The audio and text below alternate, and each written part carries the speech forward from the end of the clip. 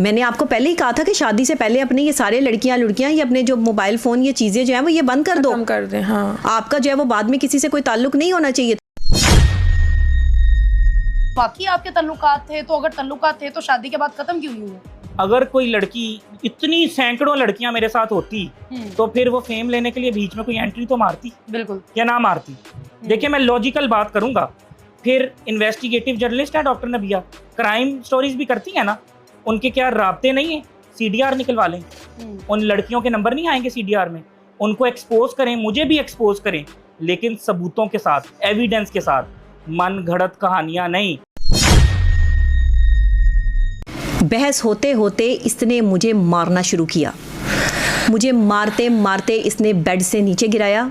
अल्लाह जानता है, मैं वहाँ मौजूद थी और इसकी माँ जो है वो अपने कमरे में सो रही थी। तो उन्होंने मना नहीं रात किया? के 2 बजे का टाइम था, अपने कमरे में थी। वो जब शोर शराबे की आवाज़ें सुनी हैं तो वो आई हैं। ये मुझे छोड़ ही नहीं रहा था, मेरे बाल पकड़ के जो है वो मुझे दीवारों में और बेड पे मार रहा था। ये शादी के कितने अरसे बाद? तीसरे दिन। एक औरत जो डिकार भी आकर सोशल मीडिया पे लेती है, उस पर वायलेंस हो, तो वो क्या सोशल मीडिया पर नहीं आएगी? ये तो हर जगह कैमरा ऑन कर लेती है। अच्छा, फिर निशानात होते हैं, डेली प्रोग्राम करती है, किसी प्रोग्राम में आपने कोई निशान देखे या कोई बॉडी लैंग्वेज खराब देखी है? नहीं। पहले आप डॉक्टर नबिया को देखती थी, पहले ज्यादा खूबसूरत थी कि अब ज्यादा खूबसूरत नहीं, है? खूबसूरत तो माशाल्लाह डॉक्टर नबिया बहुत हो चुकी है। अब हुई है। बिल्कुल। अच्छा, वो खूबसूरत कौन होता है? जो बंदा परेशान होता है, मार खाता है, या जो खुश होता है? बताएं ना। शादी के बाद ऑफ कोर्स अगर जो खुश खामद खुश रखे तो बीवी जो है वो खूबसूरत हो। सास मेरे पीछे, ससुर मेरे पीछे, वो तो पहले ही जो है वो मेरे दुश्मन थे। वो तो पहले ही नहीं चाहते थे, शादी से राजी नहीं थे। वो राजी नहीं थे। वो बैठे क्यों बीच में? इन लोगों ने मेरी जिंदगी बर्बाद क्यों की? इनके बेटे के अफेयर्स थे, वो जानते थे। इनका बेटा मुख्तलिफ रंग बिरंगी औरतों के साथ जो है वो मुलव्विस था, ये जानते थे। फिर इन्होंने मेरी ज़िंदगी बर्बाद क्यों की? और इस खुद ने मेरी ज़िंदगी बर्बाद क्यों की? मुझे सिर्फ इस्तेमाल किया। मुझे बताएं कि आप कह रहे हैं अभी वालिदैन को छुड़वाना चाहती थी, आपने वालिदैन को छोड़ के क्या ज़िंदगी बताई? और कितनी देर, कितना अरसा जो है डॉक्टर नबिया अली खान साहिबा के साथ जो है वो आप रहे हैं अपने वालिदैन को छोड़ के? 4 महीने।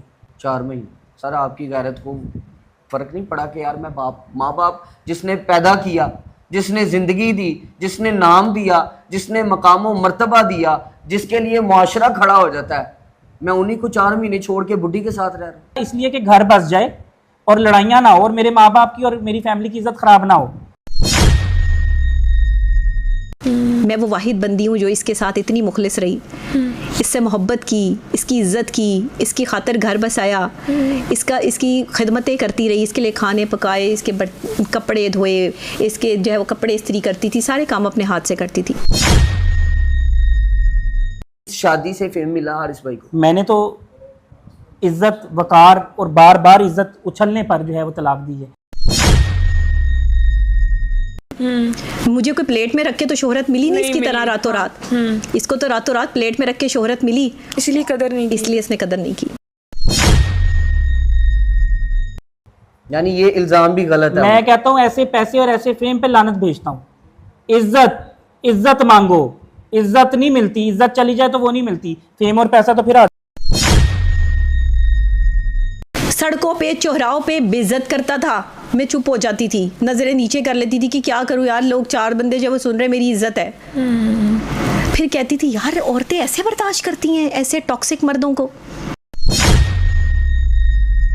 हम डेली फूड स्ट्रीट में बैठते थे 4 घंटे, उधर जाके 50 दुकानों से जाके पूछें, बिला नागा, यानी खाना पीना उधर के लोगों से पूछें, बकायदा खाना पीना, हर चीज, दुनिया की हर आसाइश जो है वो आपकी तरफ से दी जा रही थी।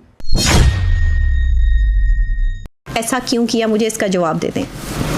मुझे इसका जवाब दे दें कि जब तुम्हारे दूसरी ख़वातीन के साथ सलाम, दुआएं, चक्कर, सारे मामला थे, तो मुझसे शादी क्यों की? मुझे क्यों इस्तेमाल किया? अच्छा, मैंने क्या बिगाड़ा था? ये बात लास्ट भी हुई थी और उन्होंने कहा था प्रूफ लेके आए ना कि मेरे इस तरह के प्रूफ? मैं कहाँ से प्रूफ लेके आऊँ? मैं बीवी हूँ, मैं खुद प्रूफ हूँ।